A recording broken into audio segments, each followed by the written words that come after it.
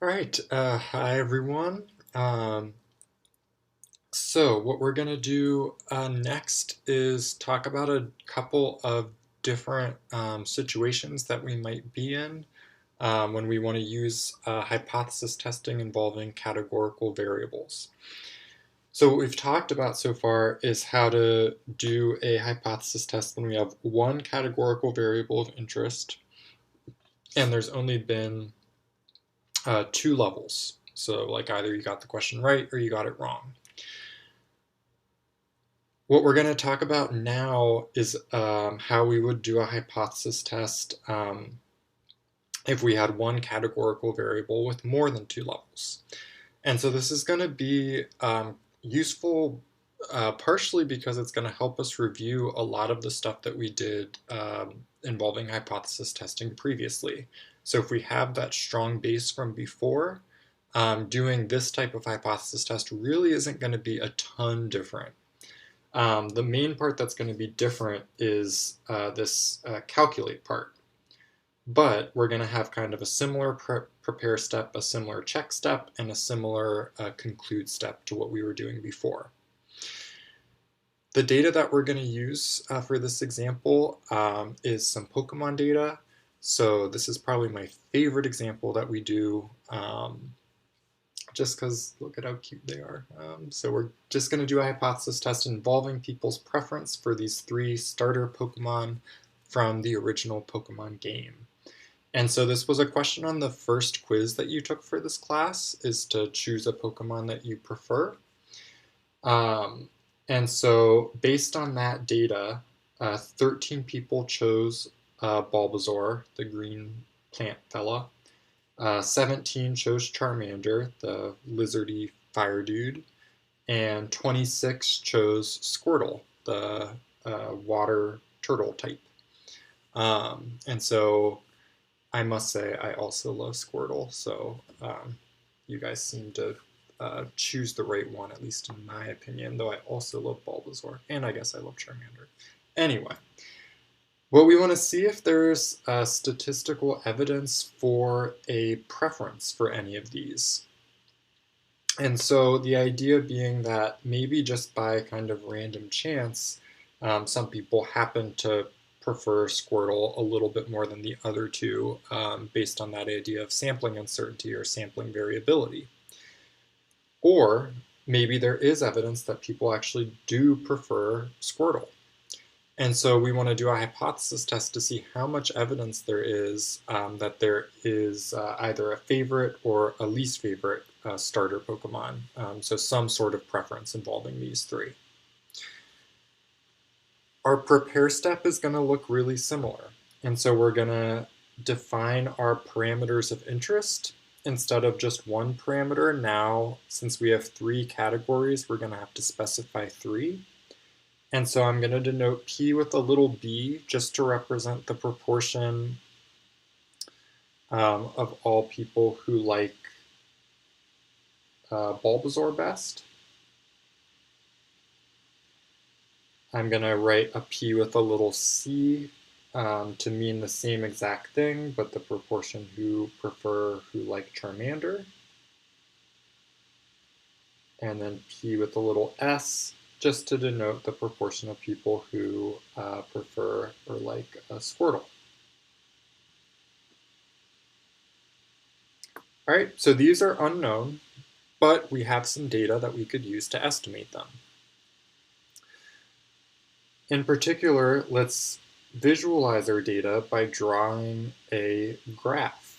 And so take a second to think about what type of graph you draw in this situation. All right, so if we have a single categorical variable, then the graph that we were drawing is a bar chart, which just has count on the y-axis, and then it has our categories on the x-axis. And so just to do kind of a quick sketch, I'm going to draw, I'll make my tick marks by tens.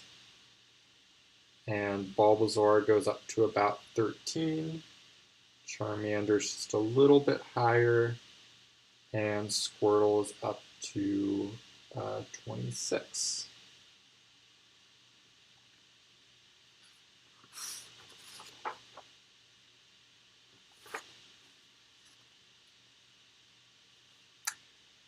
Okay, so this is just a quick visualization of our data. Really, it's not that exciting because we just see from the numbers that Squirtle from our data is the most preferred, at least in our sample.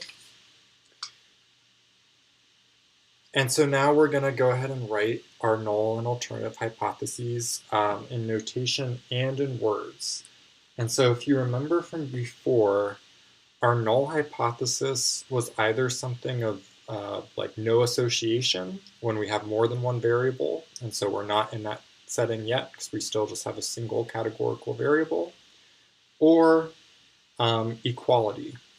And so in this case, our null hypothesis is that these are going to be equal, indicating that the proportions of preference are identical.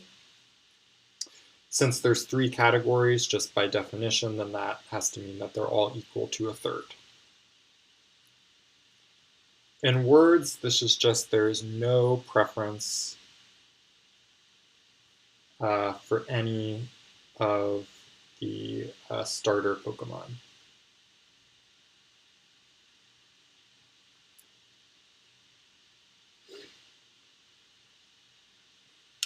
The alternative isn't that they're all different from each other, it's just that at least one proportion is not equal to a third.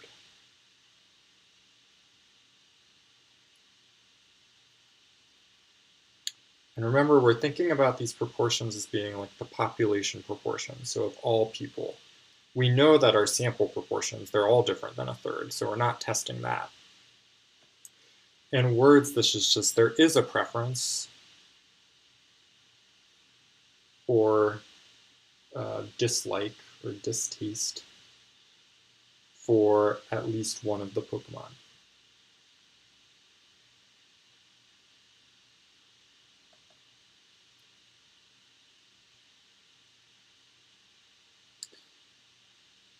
All right.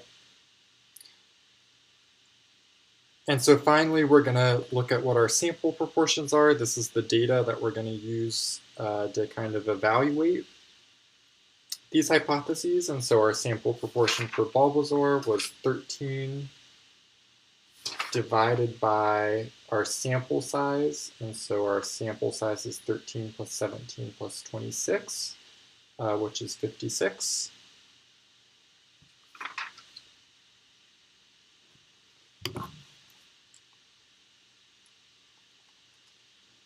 And so that's 0.232.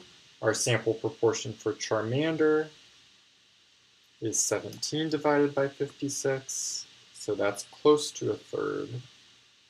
And our sample proportion for Squirtle is 26 divided by 56.